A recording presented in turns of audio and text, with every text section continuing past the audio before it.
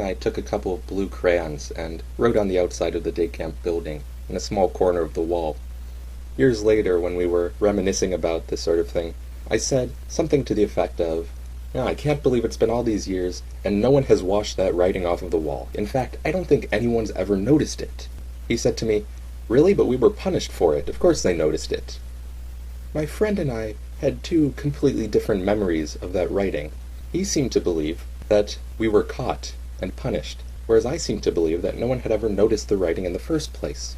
Now, a reasonable person might conclude one of a few different things about these different memories. They might say that we actually were caught and I'd just forgotten about it, or they could say that we weren't caught and my friend had somehow invented the memory or conflated it with a different occasion. But it takes a special kind of person to say that both of our memories are true and that they took place in alternate universes. It's a special kind of crazy, and it exists on a website called the Mandela Effect. This is a website run by a woman named Fiona Broom, who is a paranormal enthusiast from what I've gathered, and she says, "This website is for people interested in baffling but widespread alternate memories, including Nelson Mandela's death in the 1980s, long before his 2013 passing." That's right, folks, Nelson Mandela died twice. In order to understand what this phenomenon is, and what exactly Fiona Broom thinks is behind it, let's take a look at this article entitled Major Memories. In addition to comments at this website, I hear about alternative time streams, sliders events, in email and everyday conversations. This phenomenon is far more normal than I'd expected. So let's look at a couple of examples of this Mandela effect and see what's going on here. 9/11. Did it happen on 9/11, as most people remember? Or 9/10, as some recall? Betty White, alive, well, and still feisty at age 93 in March 2015? Some recall her passing. Colors. Chartreuse is remembered as something other than yellow-green. Other colors in question include violet, blue-purple or red-purple, and puce, dark red or purple-brown color, but many recall it as green. Definitely or definitely? Apparently, it's the most misspelled word in the English language. But where did definitely come from, and why do people remember being taught that spelling in school?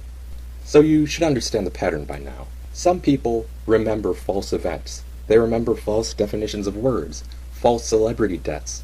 And according to Fiona Broom, this is not the product of our memories changing as we get older. She believes that this is the result of alternate universes crossing over. In other words, that we are somehow switching between universes where different things are true. So the name, the Mandela Effect, comes from a famous example of this. Nelson Mandela's death in prison and his funeral, long before his actual death in this time stream, on December 5th, 2013.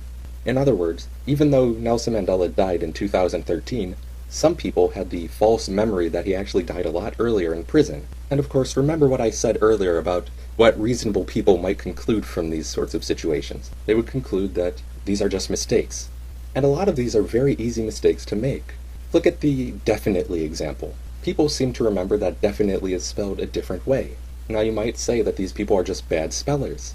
Now, if they visit MandelaEffect.com, they'd say, "No, I'm not a bad speller. My spelling is impeccable."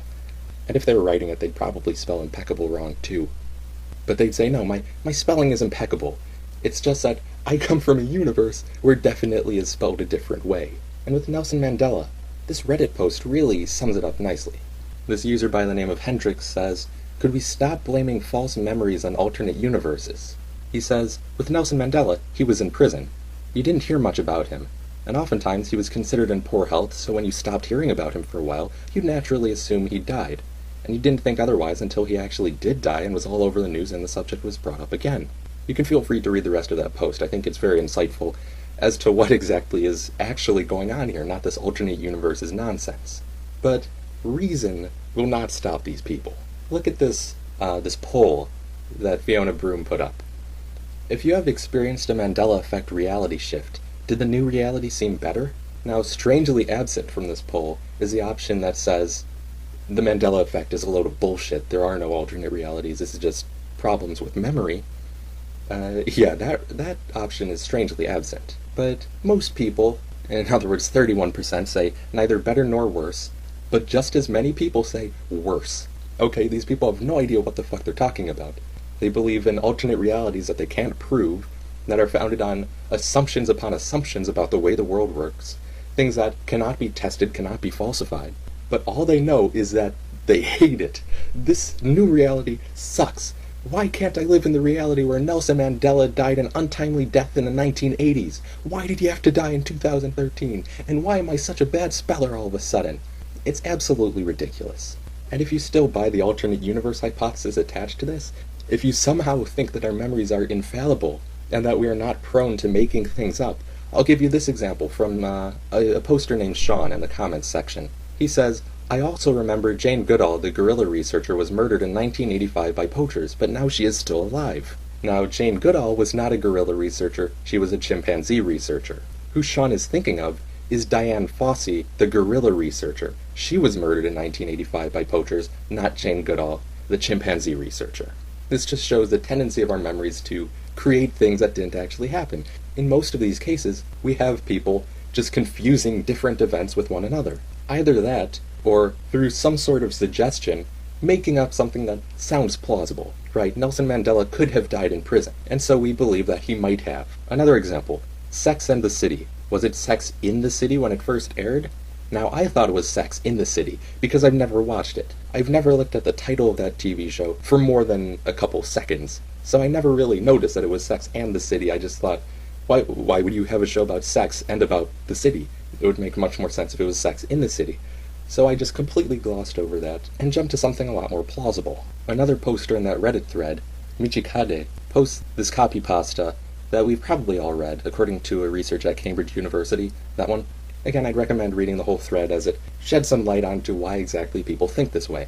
As a final example to show the lengths that people will go to justify this mistaken belief, I'll give you this example. One thing that these Mandela effect people seem to be attached to is the idea that our geography is shifting, right? They look at a map and say, oh, I thought Japan was a little farther south than that. In reality, they don't know anything about geography, but in their own minds, they think, oh, Japan must have moved because I am perfect and I do not misremember anything. Here's a screenshot from Dazed and Confused.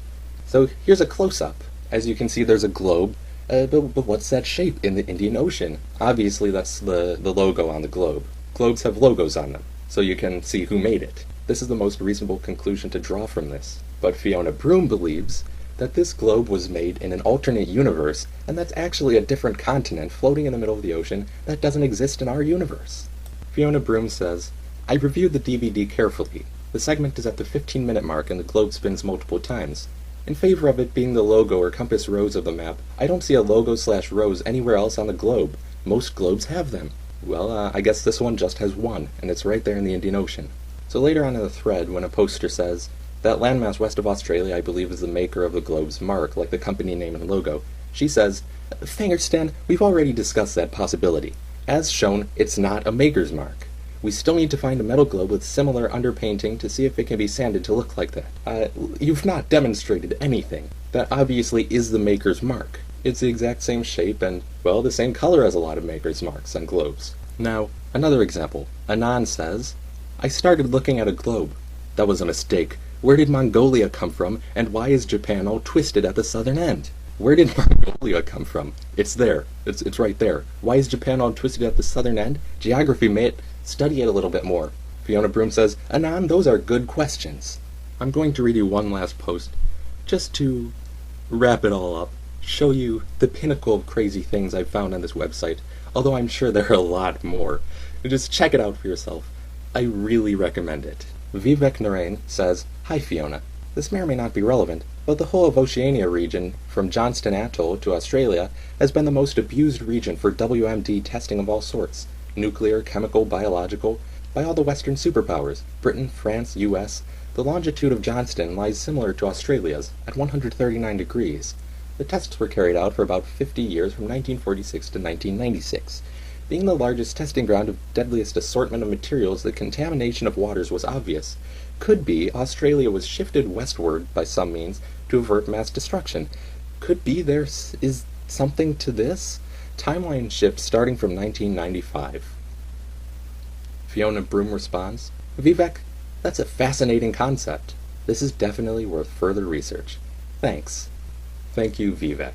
Truly the next great scientific mind. When I was a young child in day camp, My friend and I took a couple of blue crayons and wrote on the outside of the day camp building, in a small corner of the wall.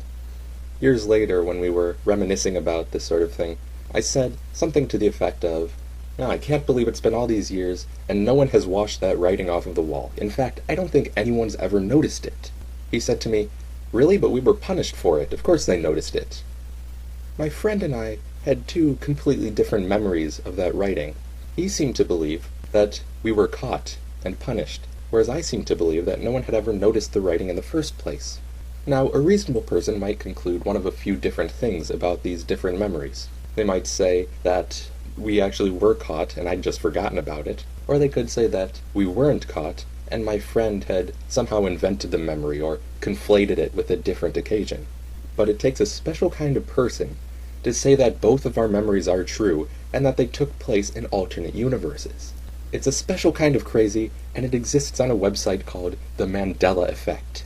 This is a website run by a woman named Fiona Broom, who is a paranormal enthusiast from what I've gathered, and she says, "This website is for people interested in baffling but widespread alternate memories, including Nelson Mandela's death in the 1980s, long before his 2013 passing." That's right, folks, Nelson Mandela died twice.